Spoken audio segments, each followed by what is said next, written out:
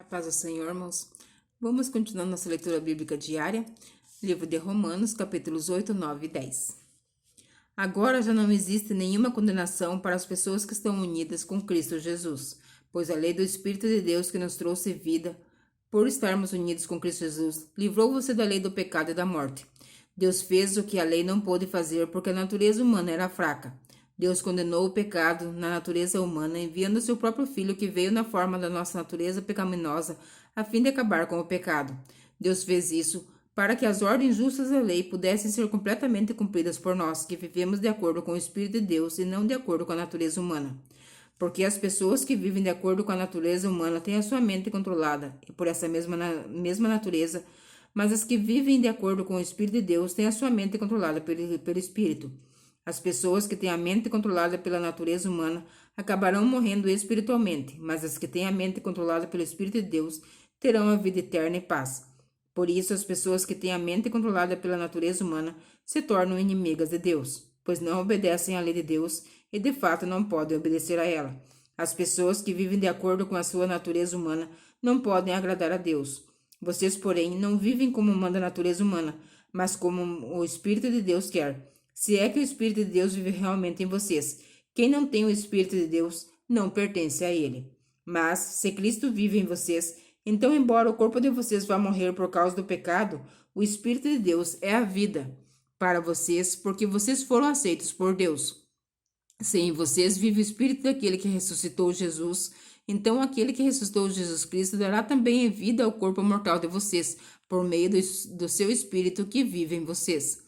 Portanto, meus irmãos, nós temos uma obrigação que é a de não vivermos de acordo com a nossa natureza humana, porque se vocês viverem de acordo com a natureza humana, vocês morrerão espiritualmente.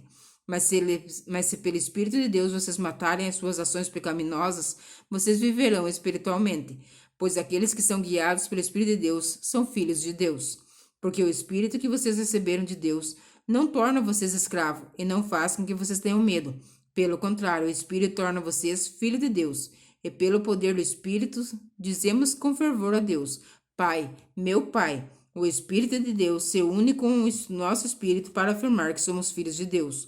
Nós somos seus filhos e por isso receberemos as bênçãos que ele guarda para o seu povo. E também receberemos com Cristo aquilo que Deus tem guardado para ele.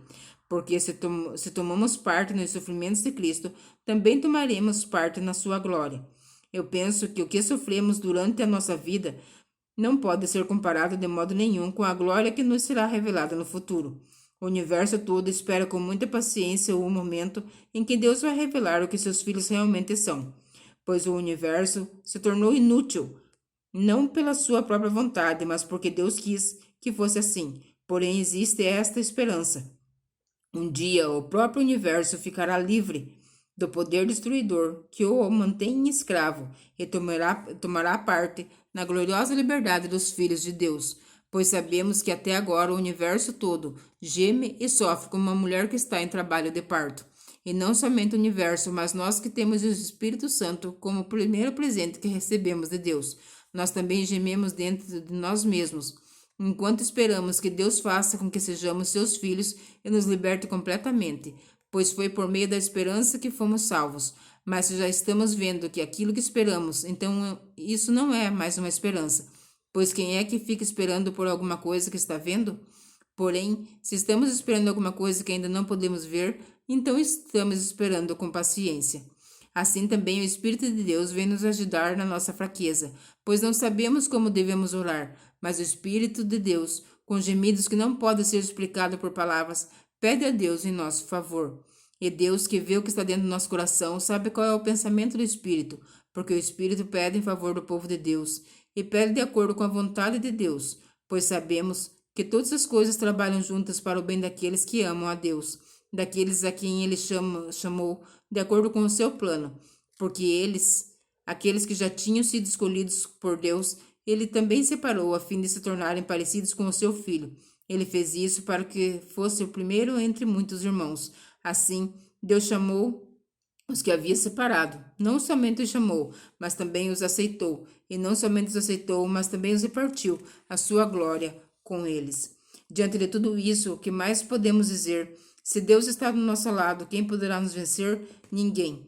porque ele nem mesmo deixou entregar o próprio filho, mas ofereceu por todos nós. Se ele nos deu o seu filho, será que não nos dará também todas essas coisas? Quem acusará aqueles que Deus escolheu? Ninguém, porque o próprio Deus declara que eles não são culpados. Será que alguém poderá condená-los? Ninguém, pois foi Cristo Jesus que morreu, ou melhor, quem foi ressuscitado e está à direita de Deus, e ele pede a Deus em favor de nós. Então, quem pode nos separar do amor de Cristo? Serão os sofrimentos, as dificuldades, a perseguição, a fome, a pobreza, o perigo, a morte? Como dizem as Escrituras Sagradas, por causa de ti estamos em perigo de morte o dia inteiro. Somos tratadas como as ovelhas que vão para o matadouro.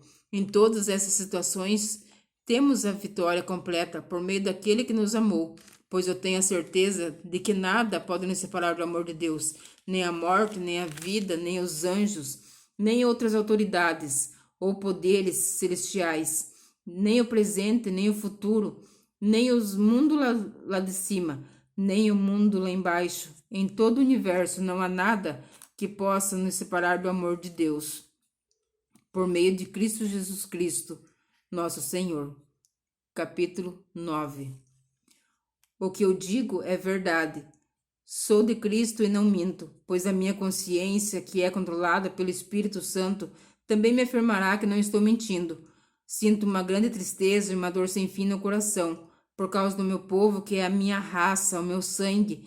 Para o bem desse povo, eu mesmo poderia desejar receber a maldição de Deus e ficar separado de Cristo. Eles são o meu povo escolhido por Deus, ele se tornou filho e repartiu a sua glória com eles. Deus fez a sua aliança com todos, com eles deu a lei, a verdadeira maneira de adorar, e as promessas, eles são descendentes dos patriarcas. E como ser humano, Cristo pertence à raça deles. Que Cristo, que é o Deus que governa todos, seja louvado para sempre. Amém.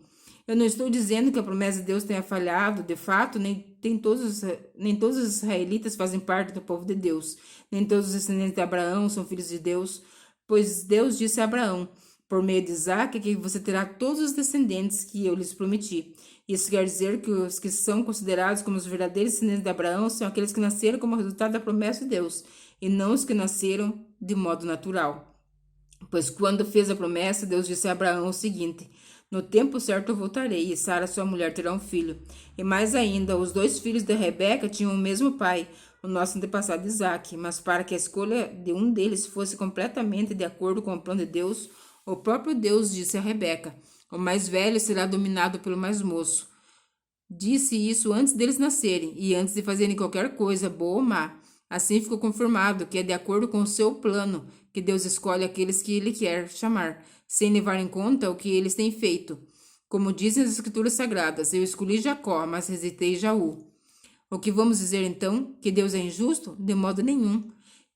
Pois ele disse a Moisés: terei misericórdia de quem eu quiser, terei pena de quem eu desejar. Portanto, tudo isso depende não do que as pessoas querem ou fazem, mas somente da misericórdia de Deus. Portanto, como está escrito nas Escrituras Sagradas, Deus disse a Faraó: foi para isto mesmo que eu pus você como rei, para mostrar o meu poder e fazer com que o meu nome seja conhecido no mundo inteiro. Portanto, Deus tem misericórdia de quem ele quer e endurece o coração de quem ele quer. Algum de vocês vai me dizer: se é assim, como é que Deus vai encontrar culpa nas pessoas? Quem pode ir contra a vontade de Deus? Mas quem é você, meu amigo, para discutir com Deus? Será que um pote de barro pode perguntar a quem o fez? Por que você me fez assim? Pois o homem que faz o pote tem o direito de usar o barro como quer. Do mesmo barro, ele pode fazer 2 potes, um pote para uso especial e outro para uso comum. E foi isso que Deus fez. Ele quis mostrar a sua ira e tornar bem-sucedido o seu poder. Assim suportou com muita paciência os que mereciam o castigo e que iam ser destruídos. Ele quis também mostrar como é grande a sua glória, que ele derramou sobre nós, que somos aquele quem ele teve pena, a quem ele já havia preparado para receber a sua glória. Pois nós somos aqueles que Deus chamou, não somente os que são judeus, mas também os não-judeus. Isso é o que ele diz no livro de Oséias: aqueles que não eram meu povo, eu chamei de meu povo. A nação que eu não amava, chamarei de minha amada. E no mesmo lugar onde foi dito, vocês são o meu povo, ali eles serão chamados de os filhos do Deus vivo. E Isaías disse a respeito de Israel: mesmo que o povo de Israel seja tão numerosos como os grãos da areia da praia do mar, somente alguns deles serão salvos, pois o Senhor julgará logo de uma vez o mundo inteiro, como o próprio Isaías tinha dito antes. Se o Senhor Todo-Poderoso não nos tivesse deixado alguns descendentes, seríamos agora como a cidade de Sodoma, estaríamos destruídos como Gomorra. O que vamos dizer então? Então vamos dizer isto: os não-judeus que não procuravam ser aceitos por Deus foram aceitos por meio da fé. Porém, o povo de Israel, que procurava uma lei para ser aceito por Deus, não encontrou o que estava procurando. E por que não? Porque eles procuravam alcançar isso por meio das suas ações e não por meio da fé. Eles tropeçaram na pedra de tropeço, como dizem as Escrituras Sagradas. Vejam, estou colocando em Sião uma pedra em que eles vão tropeçar, a rocha que vai fazê-los cair, mas quem crer nela não ficará desiludido. Capítulo 10. Meus irmãos, desejo de todo o coração que o meu próprio povo seja salvo, e peço a Deus em favor deles, porque eu sou testemunha de que eles são muito dedicados a Deus, mas a dedicação deles não está baseada no verdadeiro conhecimento, pois eles não conhecem a maneira como Deus aceita as pessoas e assim têm procurado conseguir isso da sua própria maneira. Eles rejeitaram o modo de Deus aceitar as pessoas, porque com Cristo a lei chegou ao fim e assim os que creem é que são aceitos por Deus. Pois o que Moisés escreveu a respeito das pessoas serem aceitas por Deus pela obediência à lei foi isto: viverá aquele que fizer o que a lei manda. Porém, quanto a ser aceito por Deus por meio da fé, Moisés diz o seguinte: não fique pensando assim: quem vai subir até o céu? Isto é, para trazer o Cristo do céu. Nem pergunte: quem descerá ao mundo lá de baixo? Isto é, para fazer com que Cristo suba do mundo dos mortos? O que Moisés diz é isto: a mensagem de Deus está perto de você, nos seus lábios e no seu coração. Isto é, a mensagem de fé que anunciamos. Se você disser com a sua boca, Jesus é o Senhor, e no seu coração crer que Deus ressuscitou Jesus, você será salvo. Porque nós cremos com o coração e somos aceitos por Deus. Falamos com a boca e assim somos salvos. Porque as Escrituras Sagradas dizem: quem crer nele não ficará desiludido. Isso vale para todos, pois não existe nenhuma diferença entre os judeus e não-judeus. Deus é o mesmo Senhor de todos e abençoa generosamente a todos os que pedem a sua ajuda. Como dizem as Escrituras Sagradas, todos os que pedirem a ajuda do Senhor serão salvos. Mas como é que as pessoas irão pedir se não crerem nele? E como poderão crer se não ouvirem a mensagem? E como poderão ouvir se a mensagem não for anunciada? E como é que a mensagem será anunciada se não for enviada aos mensageiros? As Escrituras Sagradas dizem: como é bonito ver os mensageiros trazendo boas notícias, mas nem todos aceitam a boa notícia do Evangelho. Foi Isaías quem disse: Senhor, quem creu na nossa mensagem? Portanto, a fé vem por ouvir a mensagem, e a mensagem vem por meio da pregação a respeito de Cristo. Mas eu pergunto: será que eles não ouviram a mensagem? É claro que ouviram. Como dizem as Escrituras, a voz deles se espalhou pelo mundo inteiro. As suas palavras alcançaram toda a terra. Eu pergunto ainda: será que o povo de Israel não soube disso? Moisés foi o primeiro a dar uma resposta. Ele disse: eu farei com vocês.